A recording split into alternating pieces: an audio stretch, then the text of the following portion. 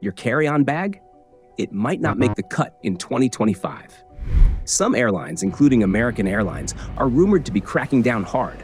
Smaller bags, stricter rules, and yes, you might have to pay for what used to be free. Let's break it down so you don't get blindsided at the gate. And here's what's catching a lot of travelers off guard. Some airlines, especially with their cheapest fares like United's Basic Economy, already limit you to one personal item unless you pay for a carry-on. That means no free rolling suitcase, just a small backpack or laptop bag. Want to bring a standard carry-on? Get ready to pay up. Low-cost carriers like Frontier and Spirit do this too, and while it's not confirmed, more airlines might tighten up in 2025. So if you're used to flying with a carry-on suitcase for free, 2025 might be the year that changes. And even if your airline still lets you bring a carry-on for free, don't get too comfortable, because stricter size limits could mean your usual suitcase no longer qualifies. What's the best way to avoid extra fees? Pack smarter and rethink your personal item. More on that later. But first, let's talk about the new size rules that could make your current carry-on too big overnight. For years, American Airlines has allowed passengers to bring one personal item, like a backpack, purse, or laptop bag, no bigger than 18 by 14 by 8 inches, plus a carry-on bag with a max size of 22 by 14 by 9 inches. Sounds reasonable, right? But here's the catch. While these size limits haven't officially changed, airlines are getting stricter about enforcement.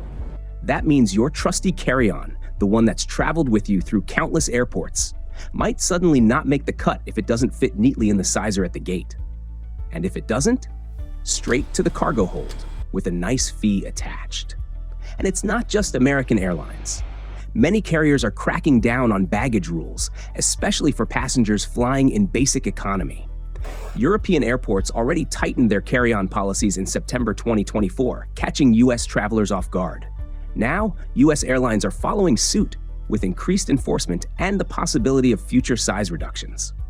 Why? To streamline operations.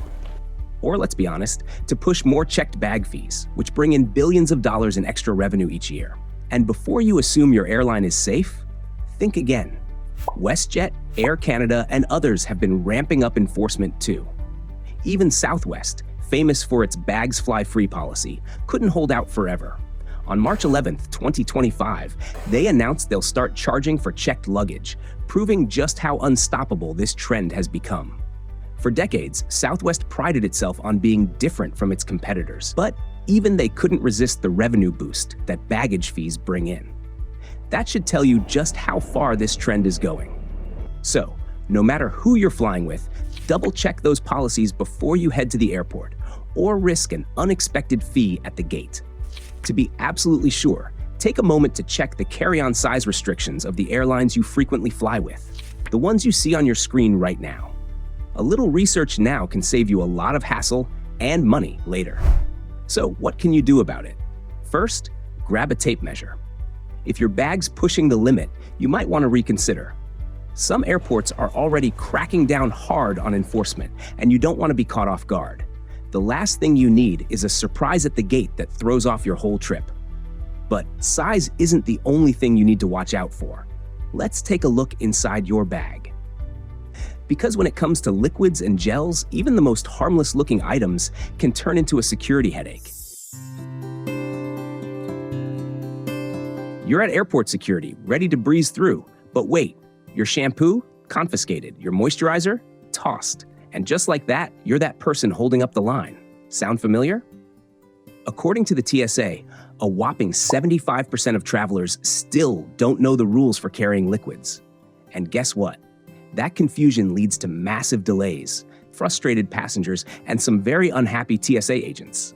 Here's the deal. Any liquid, gel, or aerosol, think shampoo, lotion, even your fancy face mist, must be in containers no larger than 3.4 ounces or 100 milliliters, and all of them have to fit inside a single quart-sized clear plastic bag. If you didn't know this, congratulations. You're part of that 75%. But let's be real. Who wants to deal with tiny liquid bottles when there's a better way? Here's a pro tip. Ditch the liquids. Solid alternatives like shampoo bars, stick deodorants, and bar soap don't count toward the liquid limit, meaning no stress, no spills, and no awkward moments at TSA.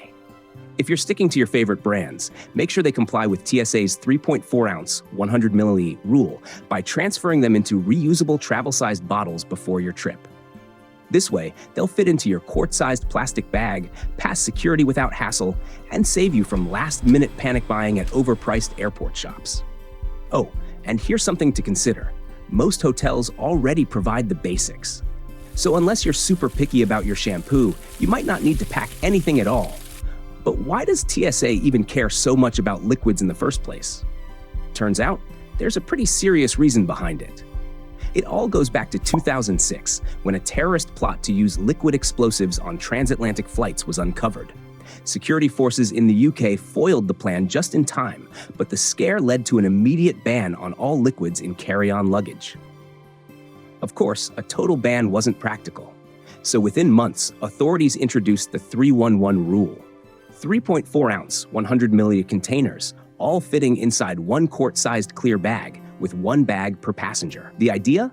To limit the amount of liquid any one person could bring while still allowing travelers to carry essentials. This rule has stuck around ever since, despite advancements in security screening.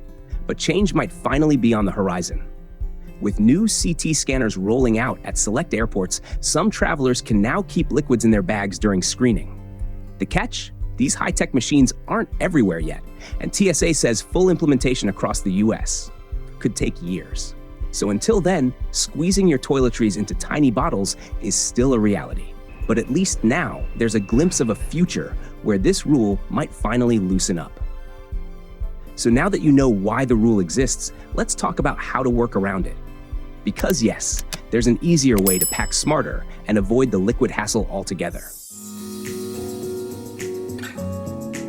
Security lines are stressful enough. Don't make it worse by being the person who forgot the basics.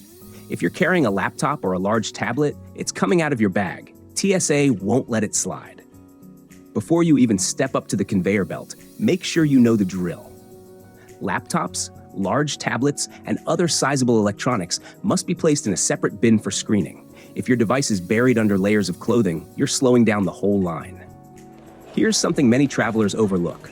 Your device needs to be charged before you go through security. Why? Because TSA may ask you to power it on to prove it's a working device, not something suspicious. A dead battery means they can't verify what's inside, which raises a red flag. Best case, you wait while they inspect it. Worst case, your device doesn't make it on the plane with you. Portable chargers come with strict rules. They can't go in checked luggage and must be packed in your carry-on. Airlines enforce this because lithium batteries pose a fire risk in the cargo hold. But size matters too. If your power bank is under 100 watt-hours, that's around 27,000 milliamp hours for a 3.7 volts battery, you're good to go. Between 100 and 160 watt-hours, roughly 27,000 milliamp hours to 43,000 milliamp hours, you'll need airline approval before flying. Anything over 160 watt-hours, more than 43,000 milliamp hours, forget it. It won't be allowed on board at all. So before you pack, check your power bank's watt-hour rating, or risk having it confiscated at security. And if you're bringing a drone, same battery rules apply. Spare lithium drone batteries must go in your carry-on, not checked luggage, and follow the same watt-hour limits as power banks.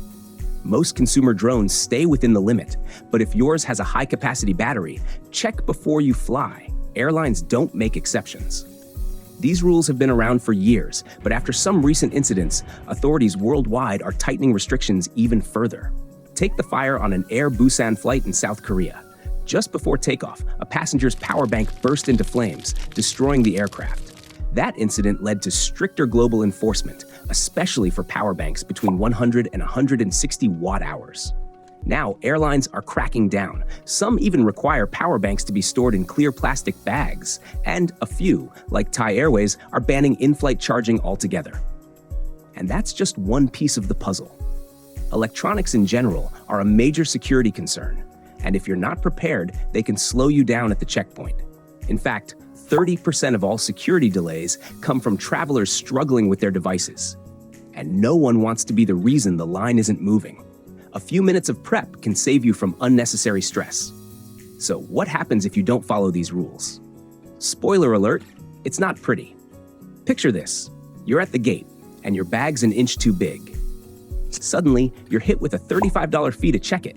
Or worse, it's sent to the cargo hold and never shows up at your destination. Airlines misplace thousands of bags daily. Good luck getting by without your stuff. Forget you packed pepper spray or a drone with a big battery. TSA doesn't play around. Confiscation is the best-case scenario. Fines start at $250 if they see it as a threat. And the stress? You're stuck arguing with gate agents, holding up the line, watching your flight take off without you. All because you didn't double-check. A little prep beats a lot of panic. Up next, some of the most bizarre things that travelers have had confiscated at security. Some of these will make you wonder what TSA is thinking. Ever packed something totally normal only to have it raise red flags at security? It happens more often than you'd think. Take knitting needles. One person sailed through security with them, but at another airport, gone. Metal ones can be mistaken for weapons by some agents. Tiny blunt end scissors? Confiscated because the blades were barely over the 4-inch limit. And here's the tricky part. Rules aren't always the same. What's fine in one airport or country might get you stopped somewhere else. It's a guessing game. Duct tape? Pulled aside since you could tie someone up with it. A portable blender? Seized. Those blades and lithium battery are a double whammy. Food's not safe either. A small jar of Vegemite or lactose-free milk pack? Tossed as liquids over 3.4 ounces. Cough syrup? Same deal, and saying it's medicine won't always cut it. Then there's flour or almond flour. Yep, powdery stuff like that can get pulled for a chemical test because it might look like drugs or something sketchy. Sounds weird to bring flour on a plane, right? But if you've ever baked with the flour in the US, you'd understand why some travelers willingly sacrifice luggage space just to bring the good stuff back from Europe. Short metal chopsticks? Too pointy, out they go. A bottle opener? Deemed too sharp for carry-on. A power screwdriver? Almost confiscated after security argued over whether it was too risky to bring on board. It's a tool that could do damage in the wrong hands.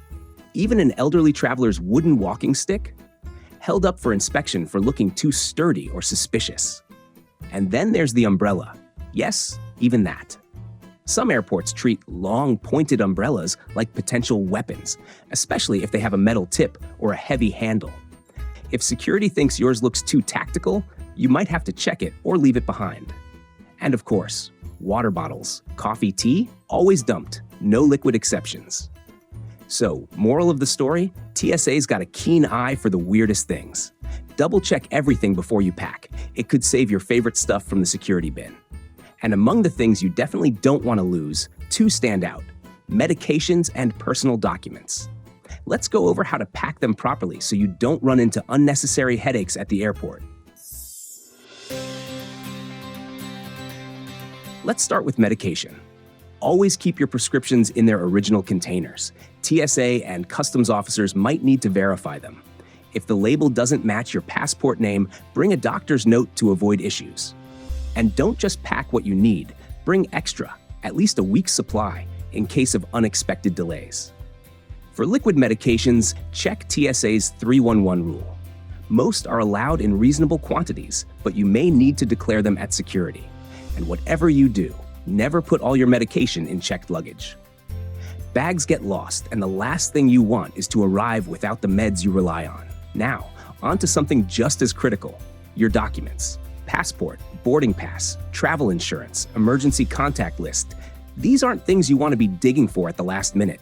Make digital copies and store them on your phone or cloud storage in case anything goes missing. A simple but game-changing tip: keep everything in one small, easy-to-access pouch. Medications, ID, travel documents, one place, no stress. When you're at security or an immigration checkpoint, having everything organized will make the process smoother and save you from unnecessary hassle. A little preparation can save you a lot of trouble. Up next, what you need to know about new carry-on restrictions for 2025, including the one mistake that could cost you at the gate. By now, you know the rules. But how do you pack smart so you're not caught off guard at the gate? First, pick the right bag. Hard-shell suitcases with rigid frames are risky. If they're even half an inch too big, you could be forced to check them. Instead, go for a soft-sided carry-on. It's easier to squeeze into those airline sizers and overhead bins, especially when flights are full. Second, use packing cubes. Not only do they keep your clothes neat, but they also make last-minute bag reshuffling easier if security asks you to rearrange your items. Third, think multi-purpose. Instead of packing separate items for every need, go for dual-purpose gear, like a scarf that doubles as a blanket or shoes that work for both walking and dinner. And if your bag is borderline too big, wear your bulkiest clothes on the plane. Jackets, boots, even an extra layer. Every inch counts when airlines are cracking down. A little planning now means no surprises later. So, what's the secret to stress-free travel in 2025? Let's recap before you board your next flight. So, what's the secret to stress-free travel in 2025? It all comes down to preparation. Check your bag size, follow the TSA rules for toiletries, get your electronics ready for screening, and keep your medications and documents organized. These simple steps can make all the difference between a smooth trip and a frustrating airport experience. Now the question is, are you ready? Drop a comment with your best travel hack, hit the like button, and subscribe for more updates on airline rules and travel tips. No matter how policies change, a little preparation goes a long way. Stay informed, pack smart, and enjoy the journey. See you in the next video.